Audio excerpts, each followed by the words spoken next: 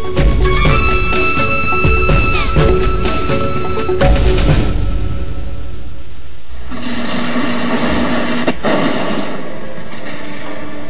Saga is an online role-playing game that boasts over 30 million players in more than 200 countries. Its founders originally applied for funding from the government's Innovation and Technology Commission, but felt misunderstood. The guys that I spoke with, they have not much experience about the gaming industry, like how to make money. Why do you need? They always ask that. Why do you need that big money? What will you put the money in? And then how you get back the money from the game? They always ask those problems. The main spending is about one is the labor force. You can see that lots of people here working here, and also for the gaming, we need a lot of the expenses on the server.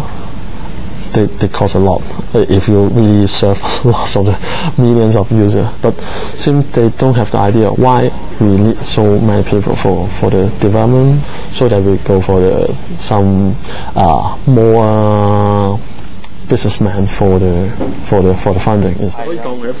After a few months on Grow VC, the project outgrew its funding limit. Since then, they've been in contact with venture capitalists directly. They founded the company Amagist in 2009 and now hire 30 people. Like in the Tokyo University, they have the major subject in the gaming industry development. But what we see is that in Hong Kong, we do not have those people which is focused on the gaming development. But what we can see is the Hong Kong people, the university students, they are very good in transforming. I can say that they're very talented. They can adapt to a different environment, and then they can work really well in the gaming industry after they graduate, although they're not major in the gaming industry. Despite the game's growing global reach, law doesn't believe in the governing bodies to protect the source code from being stolen. For the source code, we do have a very good control inside our company. How? We have some very detailed access right for our developer. Like the guy working on this module, they don't have the permission to other modules, because actually it's just a game of the law. The problem still exists if you get the copyright or if you get the patent, actually. We asked the Innovation and Technology Commission for comments, but it refused, saying it would only arrange interviews with successful applicants. 政府啊，第一就忽視呢啲發明家，冇幫助。Cheung King Feng is chairman of the Hong Kong Invention Association. He works 8 hours a day trying to help local inventors commercialize their ideas. 我睇兩個原因，第一個原因佢啲事務太忙，第二佢唔重視就係因為佢唔懂呢個發明嘅貢獻老實講，即係講一份吹水發明係好，如果冇發明，我啲而家邊度有咁好嘅享受啊？ In 1976, he invented soft-touch technology, which allowed electronic musical instruments to be played using a keyboard instead of a stylus.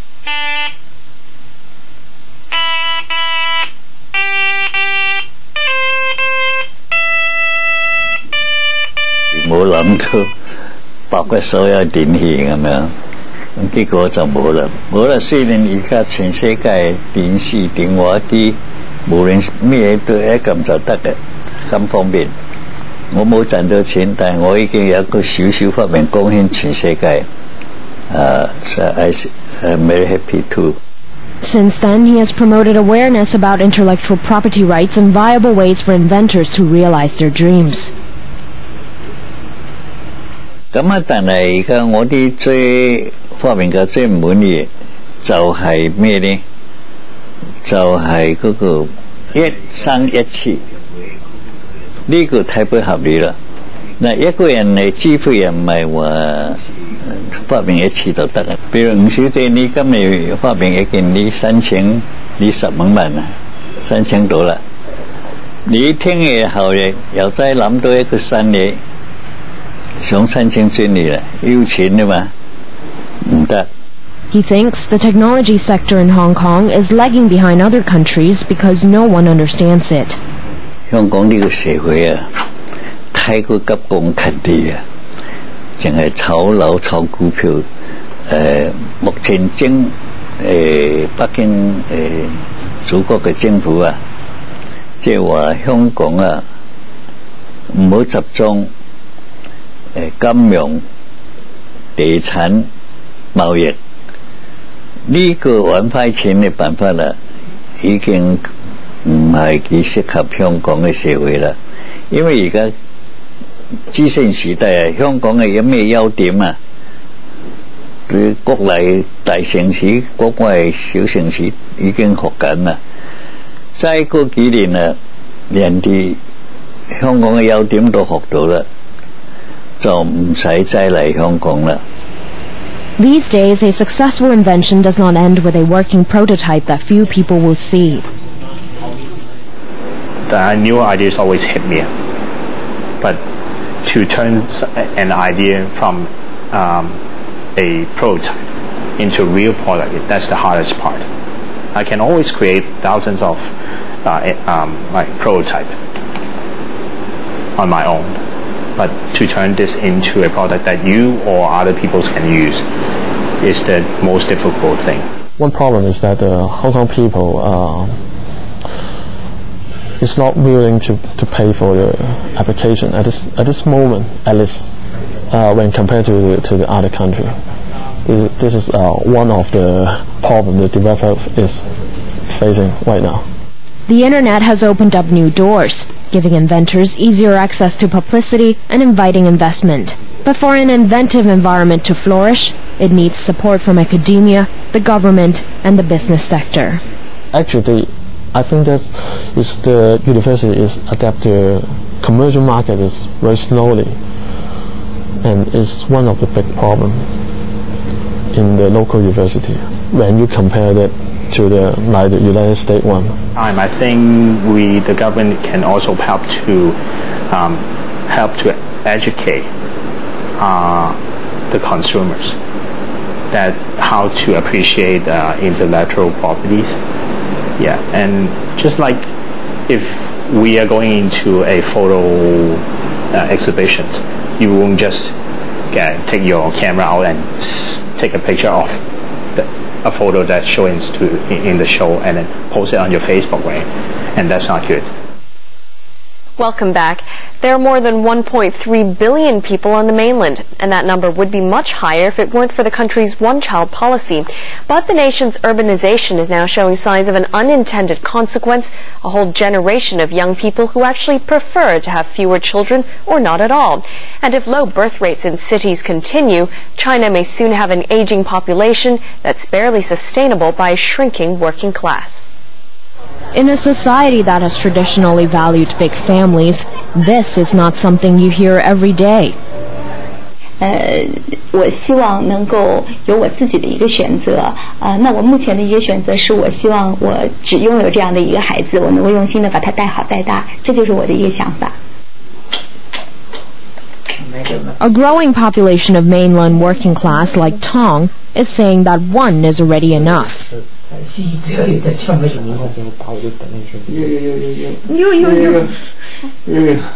作为我这边人群身边朋友来说，现在都倡导的是晚婚晚育，能少生就少生，不要孩子也可以，都是这么一个观念。因为现在的生活压力很大，各方面的，现在就说对要孩子这块的话还是很谨慎的。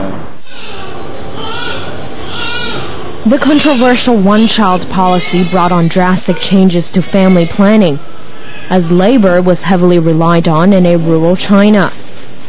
But as mainland cities grow, some don't feel the same way. When people come to the cities, the whole living environment has changed.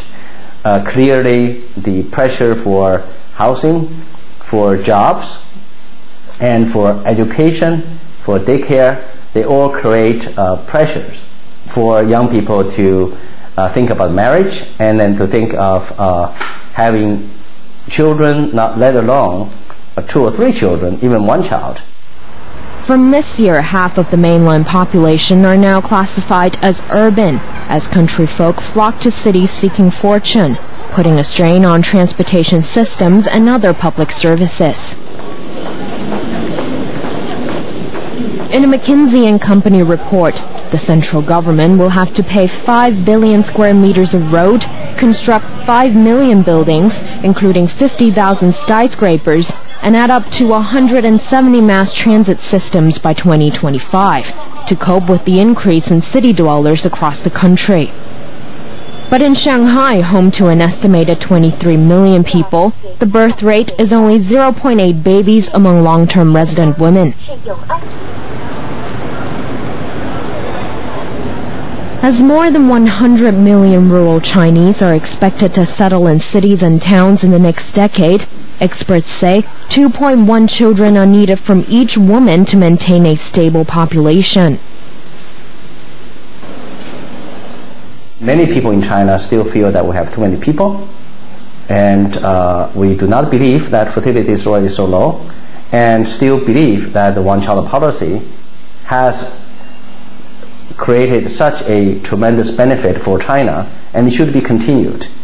So in China, we have not seen any real signs of policy change, which would not be in China's interest. Experts predict that working-age young people will peak in 2015, and a large aging population will put a massive burden on the state's resources. The mainland government is experimenting with relaxing the one-child policy in booming cities to allow only child parents to have 2 children rather than 1.